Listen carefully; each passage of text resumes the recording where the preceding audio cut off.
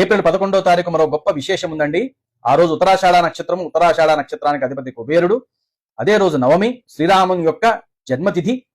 అదే రోజు శనివారము. చాలా మంది అడుగుతుంటారు, ఏమండి మేము సప్త శనివారాల వ్రతం చేద్దాం అనుకుంటున్నాం. చెయ్యాలి, ఇట్లాంటప్పుడు చెయ్యాలి. చూడండి, శ్రీరాముడి యొక్క జన్మ తిథితోని వచ్చినటువంటి శనివారము, కుబేరుడి యొక్క జన్మ నక్షత్రంలో వచ్చినటువంటి శనివారము వదిలిపెట్టుకుంటామా?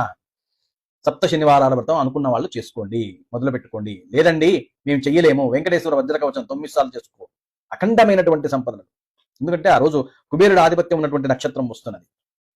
కళ్యాణాలకి మంచిది, జాబ్స్కి మంచిది, శాలరీస్ పెరగటానికి మంచిది, హైక్స్కి మంచిది. వెంకటేశ్వర వజ్రకవచం చదువుకొని ఓం శ్రీ విత్తేశ్వరాయ నమః, విత్తేశ్వరుడు అంటే కుబేరుడు అని అర్థం, జపం చేయండి 500 సార్లు. అఖండమైనటువంటి ఆదాయం జరుగుతుంది. అన్ని ఆలస్యాలు పోయి కుటుంబాలు చల్లగా ఉంటాయి. ఆ విధంగా చేయండి.